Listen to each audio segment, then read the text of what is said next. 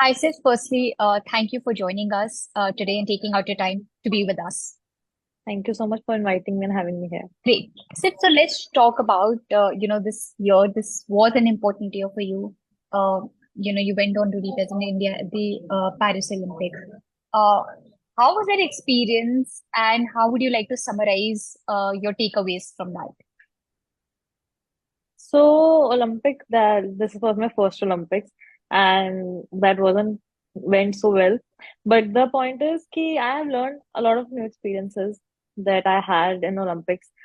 Especially it was little different for us because it was not we were not staying in a main village. We were like 300 kilometer apart from the Paris.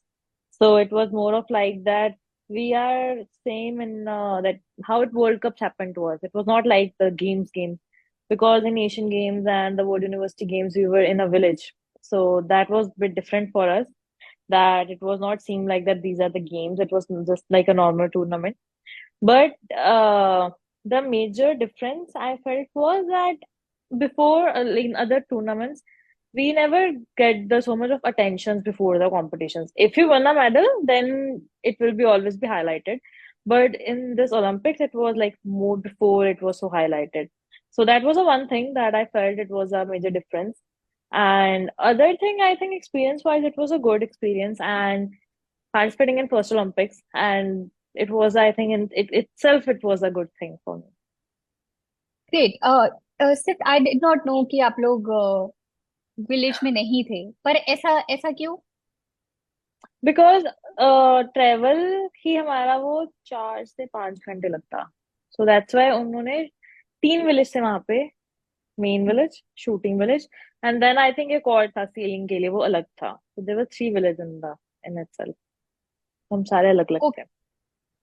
Okay, तो आपने बताया जो आपके experience से took away, what all did you take away? और I think qualifying में you went till fourth, you were doing very well. आपने before Olympics Asian games medal, और you went on to do great thing. So क्या change हुआ? Do you think कि maybe थोड़ा external pressure था?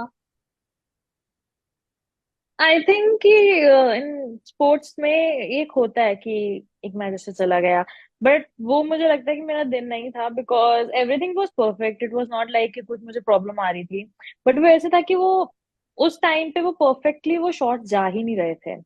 तो I will just, because मैंने वापस आते सार एक टूर्नामेंट खेला है, एंड आई कांट से कि मेरे वेपन में कोई दिक्कत थी या कुछ और था. सब कुछ ठीक था. I think that day was not mind, so I am not thinking about it any more. तो इट्स मोर ऑफ लाइक कि ठीक है, वो एक टूर्नामेंट था जो सबका खराब होता है. हाँ, वो टूर्नामेंट सही नहीं था, उस पॉइंट पे नहीं होना चाहिए था, because it's a big event. But I think now it's have gone, so अभी I will be moving forward and वो चला गया. फिर नेक्स्ट आप कौन से टूर्नामेंट के लिए प्रिपेयर कर रही हैं?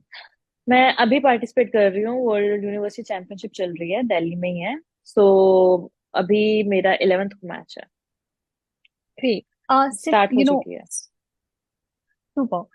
It's also, बहुत ही मेंटली एक्सक्रूशिएटिंग स्पॉट है शूटिंग। फिजिकली दूर से देखने में इतना नहीं लगता, बट आई नो जो प्रेशर जब आप लोग अकेले ही शूट कर रहे हैं जो फील होता है, it's very different and difficult also. चाहे आप बात करें मनु या अर्जुन से बात की, सबको वो प्रेशर भी फील होता है, hmm. But they learn to handle it. How do you, what is your training program like? So I think shooting, सब बोलते हैं बहुत इजी स्पोर्ट्स है, but the thing you said कि हाँ वो दूर से देखने में वैसे लगती है.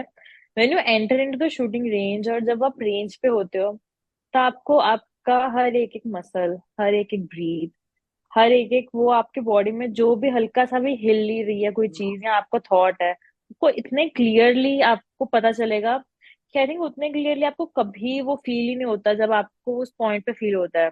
बिकॉज आपने वो 1.5 आवर यू जस्ट थिंकिंग कि अपने ऊपर आप सिर्फ सोच रहे हो. You are not running like other sports do. Sorry. तो उसमें हमें ये होता है कि हमें जितना स्टेबल रहना है मेंटली एंड फिजिकली ऑल्सो, हमें दोनों ही प्रॉपर बैलेंस करके चलना पड़ता है. For that first of all is the workout, because I feel like mentally भी वर्कआउट अगर आप करते हो तो मेंटली भी वो आपको बहुत ज्यादा हेल्प करता है. For like it's like cardio हो गया, या स्ट्रेंथ ट्रेनिंग होगी, तो main part is mind only, how you train that. And other than that it's more of like कि मैं ज्यादा, जैसे I am not doing any meditation और yoga something like that, but if I feel like कि okay something is not going good, I rather talk to someone about that, being in कि बस उसको सोचते रहो। तो फॉर मेरे लिए वो चीज है कि टॉकिंग, बाहर घूमने चले जाना, सारा टाइम शूटिंग के बारे में मत सोचना, सिर्फ जितना टाइम रेंज पे हो उतना टाइम उसके बारे में उसमें घुसना। After that it's like totally shut down. तो बाकी एक्सटर्नल चीजें हैं वो सब कुछ। सिर्फ फरीदकोट से हैं आप पंजाब में। Shooting, how did you come upon it? कैसे डिसाइड किया कि आपको शूटिंग परस्यू करनी है? सो फरीदकोट में शूटिंग सिर्फ एक शॉटगन रेंज थी, आई थिंक अभी तो वो भी नहीं है। तो वहां पे एक शॉटगन शूटर है, जैसे वहां पे थोड़ा सा ये कल्चर है कि वहां पे फरीदकोट में मेला लगता है सितंबर में, बाबा फरीद जी का। तो तब वहां पे टूर्नामेंट्स करवाए जाते हैं, तो वहां पे मैं देखने गई थी। एंड सेकेंडली पापा के फ्रेंड है, तो उनका बेटा वर्ल्ड यूनिवर्सिटी गेम्स खेले थे शॉटगन में। तो उन्होंने बताया था कि okay this is shooting. Then in my own family I have my mother side, there is my cousin which she was a pistol shooter. तो फिर उनसे बात करके फिर आगे आगे राइफल में आए, तो तब पता चला कि ओके शूटिंग होती है। And I played district in like without kit and all, just rifle and चला दी। जब मैं स्टेट के लिए क्वालिफाई की, देन आई न्यू कि ओके इसमें किट भी होती है, there is a shooting kit. तो तब जाके पता चला कि ओके इसमें इतना कुछ होता है। तब आई हैड नो आइडिया कि there so many events, a lot of events and a lot of different different sports. So I started from the 10 meters. At that time I was not knowing that there is 50 meter also. तो अब आपको लगता है जब आपने शुरू किया और आप more women have taken up shooting as a sport? I think मुझे अभी तो ये लगता है कि मैंने थोड़ा सा लेट शुरू किया, थोड़ा सा और जल्दी शुरू करना चाहिए था, बट ये पता नहीं था उस टाइम पे।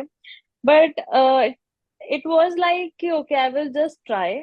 बट कब वो प्रोफेशनली में चेंज हुआ, it was when I had my last national. I thought that was my last national, but it went so well कि वहां से आई थिंक मेरा पिकअप हुआ इन 2000, after Covid.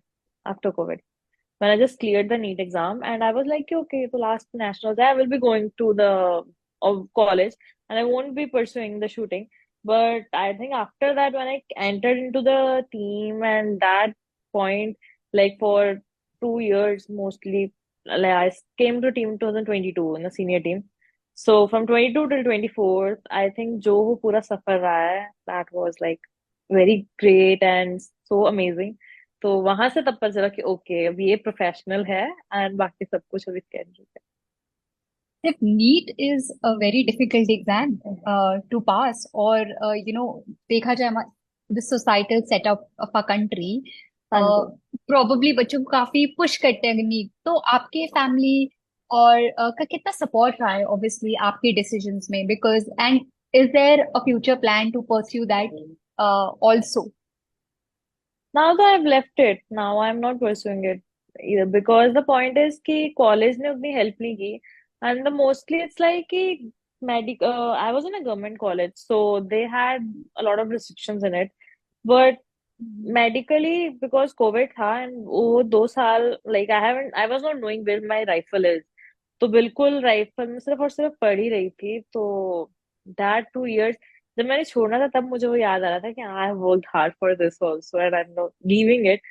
But my parents one like one of those कि जिन्होंने बोला कि नहीं, we can just pursue shooting, because I was selected in for the Asian games and all.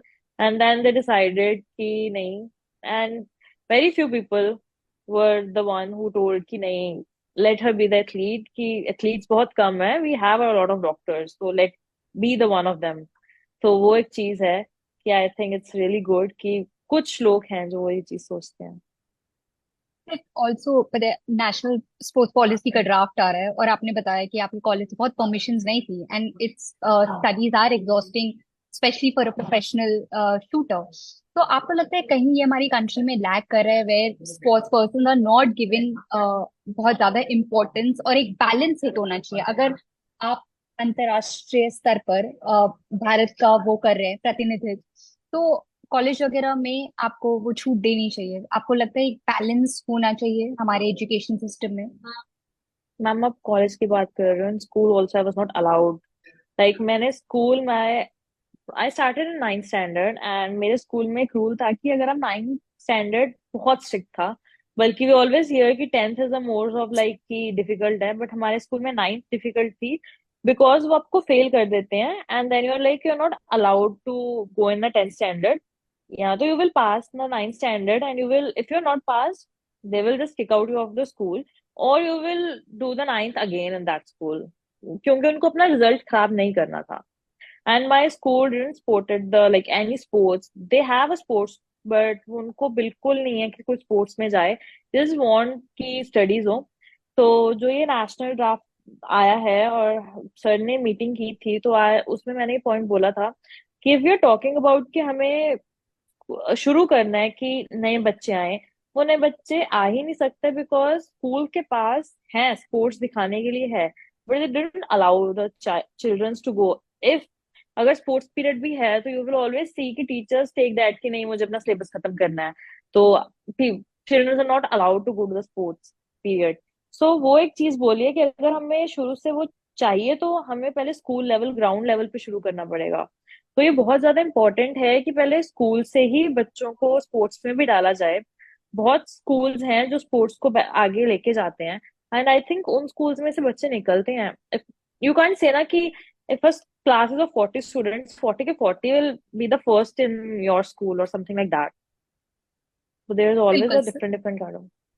So yeah. सही बात कही। सिर्फ सिर्फ ऑल्सो खिलाड़ी और ऑब्वियसली आपकी पर्सनल लाइफ, एक उतार चढ़ाव हर खिलाड़ी के लाइफ का पार्ट है। तो जब आपकी लाइफ में जब चैलेंजेस आते हैं, how do you overcome them?